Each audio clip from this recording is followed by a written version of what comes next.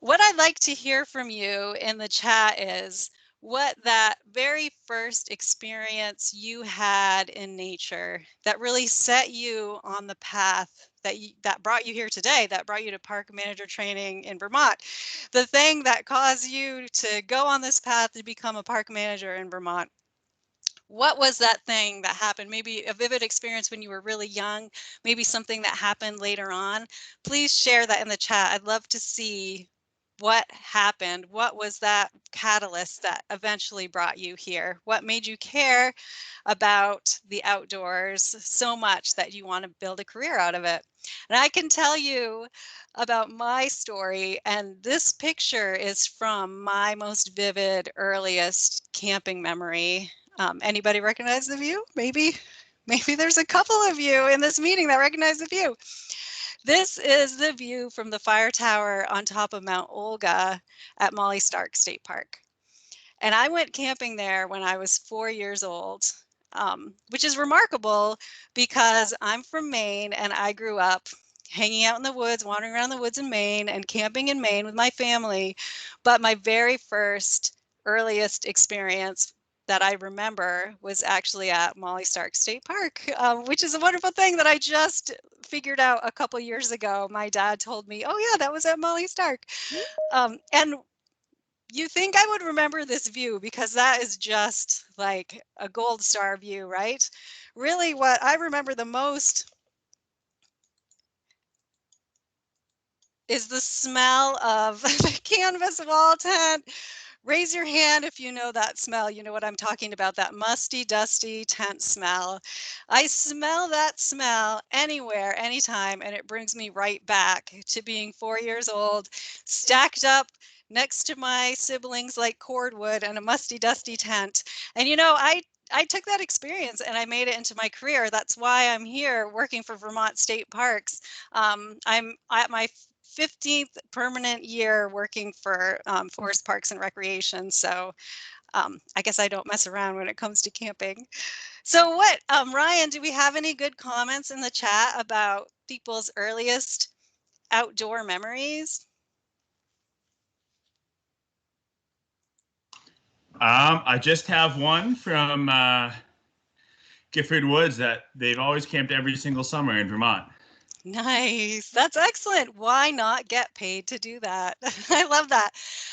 If you're feeling shy about sharing right now, that's fine. I would love to hear from you later. You can feel free to email me your stories. I would love to hear from you. So thanks for sharing, Gifford Woods. Okay, so what makes Vermont so special? How do you feel? Well, think about what it feels like when you're driving into the Green Mountain State from neighboring states. Vermont has a distinct feel, right? You feel like, oh, at least this is how I feel. Oh, I'm in Vermont. This is a wonderful place to be.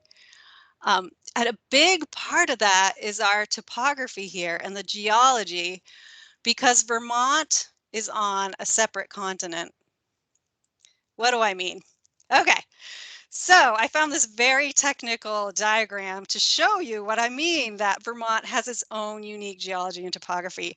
So 400 million years ago, Vermont was on the east coast of a giant continent. Can you imagine Vermont with coast, with ocean instead of the Connecticut River? That would be pretty remarkable. And that's how it was 400 million years ago. And off on the shore, there were microcontinents floating around. And one of them happened to float over and slammed into Vermont a whole bunch of times. Bam, bam, bam, bam, bam.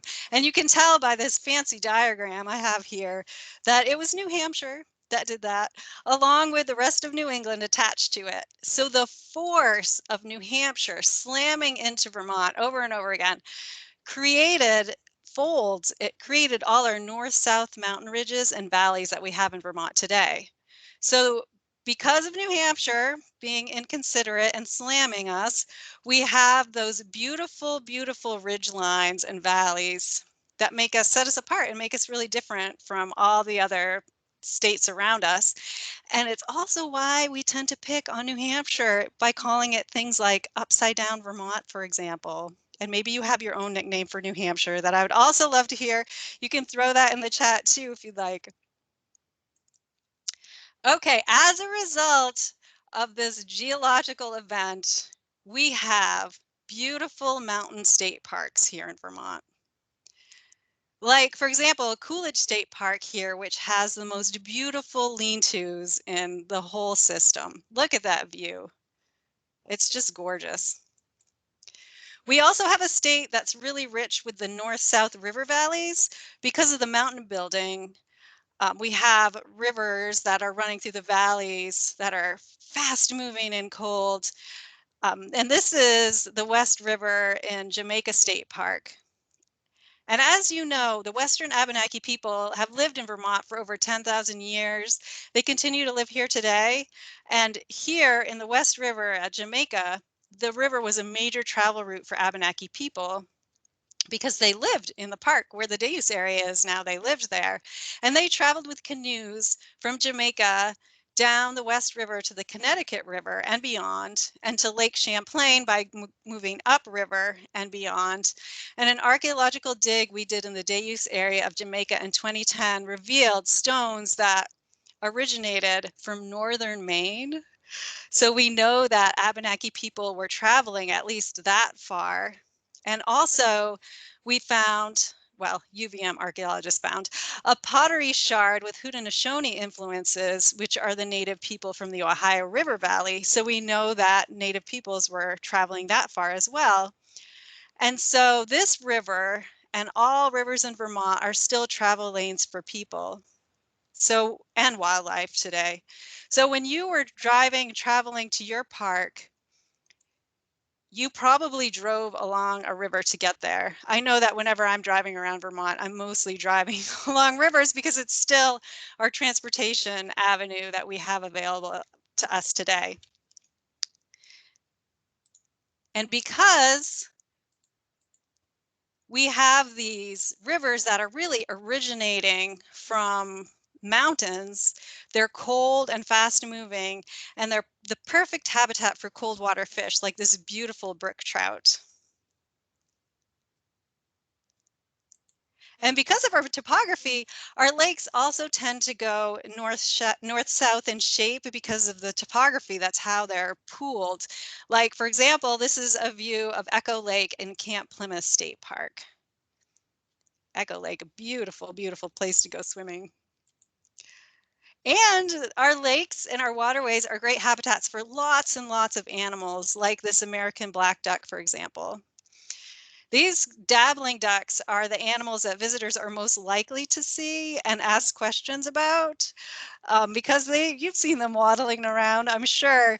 But what other interesting animals have you seen around lakes in Vermont? Throw that into the chat too. What other interesting animals have you seen around the lakes? One thing that's really cool about the black duck and also mallards that you probably have in your park is that they're dabbling ducks. They're eating vegetation underwater. So what they do is they swim along and then they stick their head underwater to yum, yum, yum, eat the plants. And as a result, their butts go up in the air. So you've probably seen ducks with their butts up in the air, which is really fun to watch, of course. Okay, so was Vermont always this beautiful, beautiful place, 75% forested, this green oasis that we see today? Has it always been green, green, green, green, green? Has it always been the green mountains?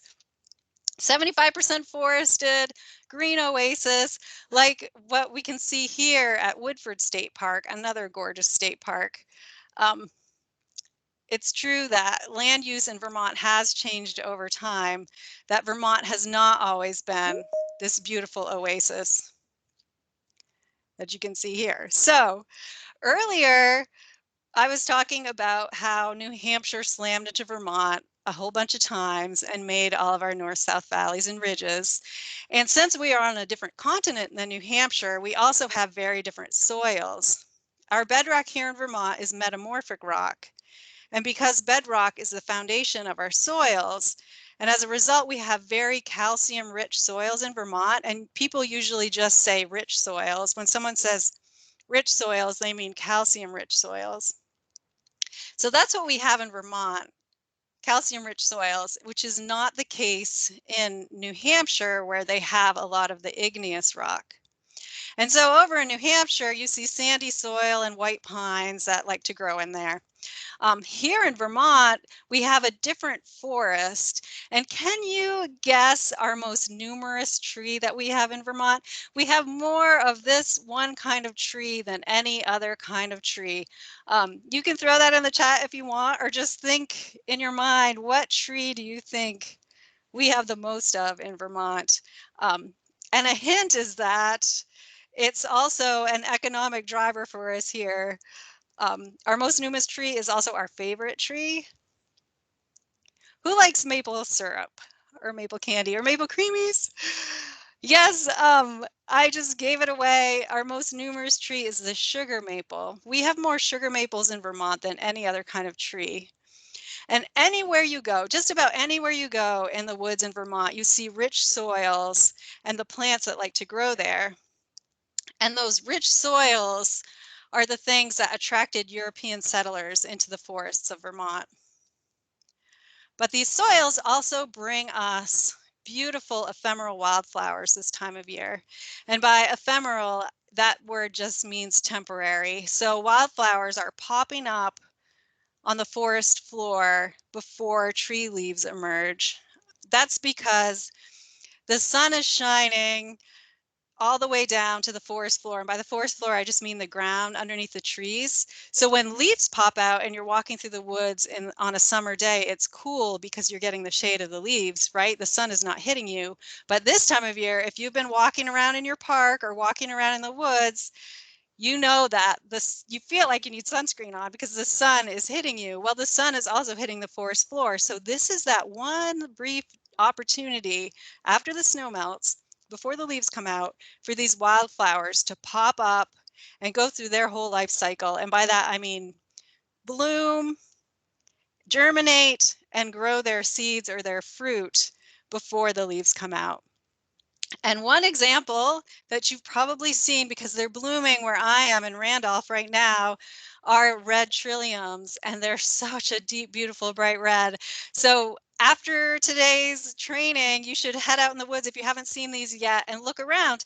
They like to grow in rich soils. So guess what? They grow all over Vermont in the woods. So look for these. Later on in the summer, after the leaves come out, they will have a bright red berry. That's what they're working on right now, making their seeds. Here's another one that's coming out right now, which is the Canada Mayflower, and it will commonly grow in a big patch on the forest floor with these bright, bright green leaves. I mean, look at that green. It's just like the green of fresh spring, which is the best color, the best color. So what is your favorite spring wildflower? It's probably growing in your park right now. So I know that you're incredibly busy getting things ready to open up, but I encourage you to just take a little bit of time to look around on the ground in the woods and look for these wildflowers that are probably growing out there right now. And here's some of my favorites, and I thought they also might be your favorites. Okay, so there was a time that these ephemeral wildflowers probably did not grow in Vermont, and it was around 1850 Vermont, which is what this picture is showing you right now. Because of settlement, by 1850, Vermont was 80% deforested. So these European settlers followed slash marks on trees through the forest, and then they built hill farms. So they settled up on the hills rather than in the river valleys. And that was because trees were easier to clear up on the high elevation and the risk of flooding was less. I know today we look at that and think like, okay, if you're following slash marks on trees through the forest, looking for a great place to settle, like, why would you want to settle on the top of a hill? But it's because it was easier to clear the trees. There were a lot of trees growing in those floodplain forests by the river. And flooding, which it still is an issue today, was an issue then and harder to recover from. And so that's why people tended to settle up on top of the ridge lines or up on the hills and why they're known as hill farmers. So this was a rugged lifestyle, as you can imagine. Look at that house in that picture. Do you think it was well insulated? There was no Efficiency Vermont available at that time. No grants to help with insulation, pretty much no insulation. So how much wood do you think people burned per year? 40 cords of wood, which is an acre of trees. And today we have pneumatic splitters, we have chainsaws. It's still a lot of work. If you had to cut 40 cords, it would take a long time. But in 1850, it was all hand felled, dragged out with livestock, hand cut, hand split, 40 cords of wood. I mean, there was no time to go looking for wildflowers. They were too busy trying to live and survive on the Vermont landscape. So another reason, though, that there was such deforestation at the time was sheep farming took off exponentially in Vermont. So Vermont farmers had the monopoly on merino wool because of a wool embargo and the rarity of the breed. And by 1837, how many sheep do you think there were? In Vermont, there were 1 million sheep. So that's more sheep than we have people in Vermont today. It's just remarkable. But after that time, competition opened up and Vermonters started to abandon their hill farms and move over to the out west to the Ohio River Valley, where the soils were even richer and the topography was more farm friendly. So there was an abandonment of farms in Vermont at the time. But today in the woods of Vermont, you can still see the mark of these early white settlers and what they left on the landscape. And so you can see evidence of them left over in the woods in many, many state parks across the state. And here is a picture from Bombazine State Park, where the remnants of West Castleton, a slate mining community, remains in the park. And stone fences are found in the woods around the state. Cellar holes, historic plantings, and other remnants of the past live on in our state parks and in our woods.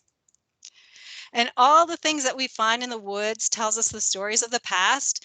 And sometimes the things that we find are easier to delineate than others. Our state parks have a rich history, and each state park has its own unique story. And I encourage you to dig into the unique story of your state park. One example I like is the fancy picnic shelter at DAR, which is featured in the movie What Lies Beneath, and a peaceful Zen garden at Taconic Mountains Ramble State Park. And of course, our very first state park. What state park view is this? That's right. It is Mount Philo, which was established in 1924. And we can clearly see why Mount Philo was the first state park. Look at that view. What do you see in that view? So I already shared with you that I'm from Maine.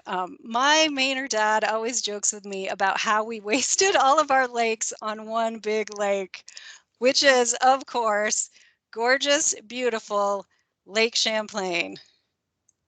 And my dad is right. Lake Champlain is a really, really big lake and a wonderful natural resource for plants, animals, and for park visitors too. This massive lake is 107 miles long, and at its deepest point, it is 400 feet deep. 400 feet deep. Okay, what lives down there? What lives down at the bottom of Lake Champlain? Well, one thing I was thinking of was Champ, but to be professional, I'm going to talk about well, I don't know about Champ. No comment there. But sturgeon live down there, and we know that for sure. Sturgeon are a prehistoric fish living down in those depths. Lake Champlain is also known as a world-class fishery for lake trout and bass. And there is a rare turtle living in Vermont, which would not be here if not for Lake Champlain. It's the spiny softshell turtle, and look at that adorable face. Map turtles also only live in Lake Champlain and otherwise would not be here if not for this one big lake. Lake Champlain provides habitat for a wide variety of plants and animals because of the diverse ecosystems present, including gorgeous sand dunes at Alberg Dunes State Park. And If you visit Alberg Dunes and you travel down Route 2, you can enjoy some other beautiful Lake Champlain views and swimming at gorgeous Sandbar State Park, which is one of the many parks in Vermont built by the Civilian Conservation Corps, or the CCC. So the CCC was one of the federal public work programs set up under President Franklin Roosevelt's New Deal, and it employed thousands of young men who lived paramilitary style in camps they built around the country. And the CCC came to Vermont and built about a third of our state parks, which includes Elmore, shown here, and New Discovery, among many, many others. We could have a whole hour together just talking about our CCC parks. So state parks are not just a treasure trove of history, but they provide unique habitats for plants and animals, like this common loon nesting at New Discovery.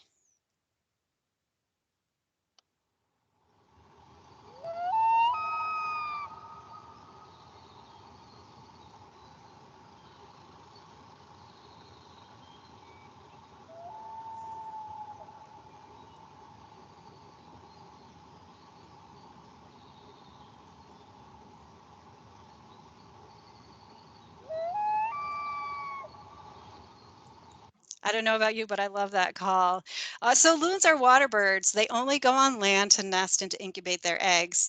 Their legs are placed so back far on their bodies, which makes them really fantastic swimmers, but they move awkwardly on land, and they need a super long runway to take off. 30 yards up to a quarter mile depending on how the wind is blowing. So they're designed for life underwater, and you've probably been around loons if you're working for Vermont State Parks. They actually catch and swallow fish underwater. Anybody recognize this bird? Excuse me.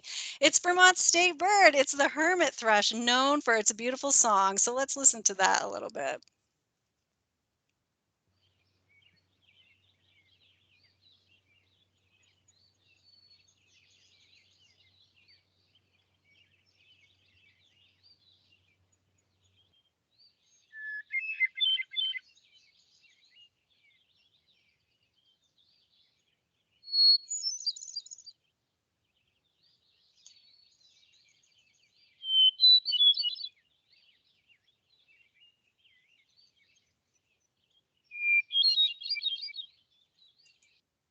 Very soon you'll be hearing hermit thrushes singing in your park. If they might be in the southern parks at this point.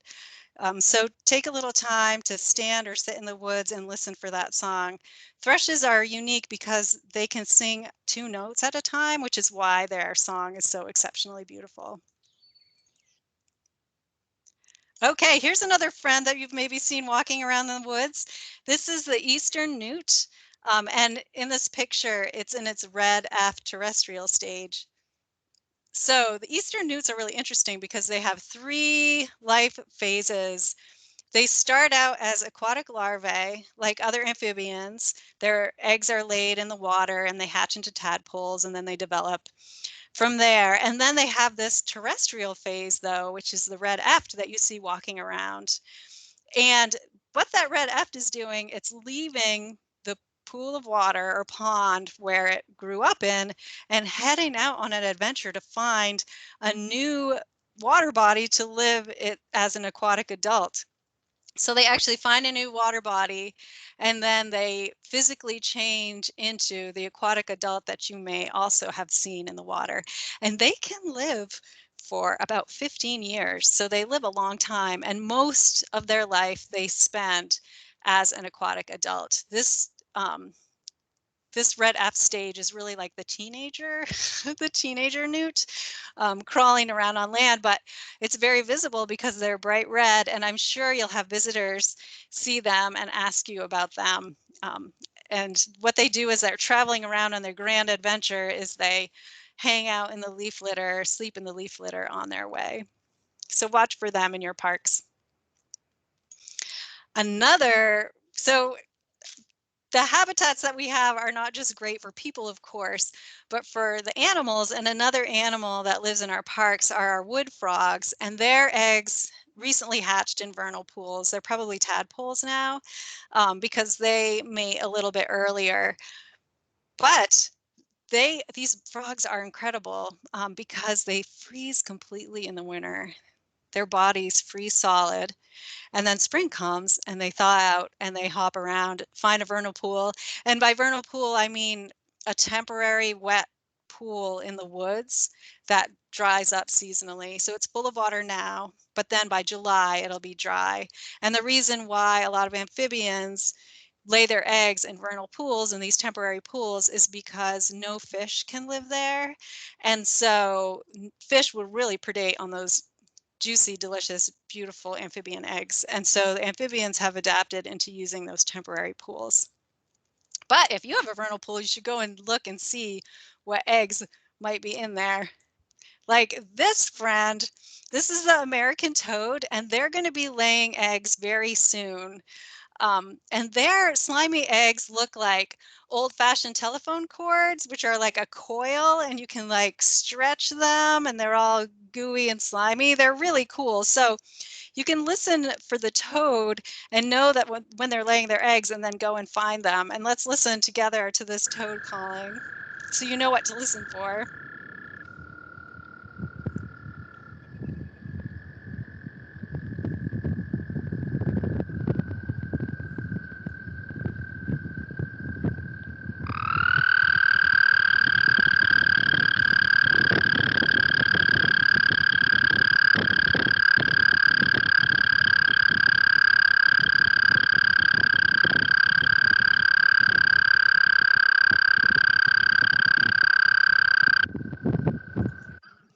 So that's what to listen for. You'll know that toads will be laying eggs very soon.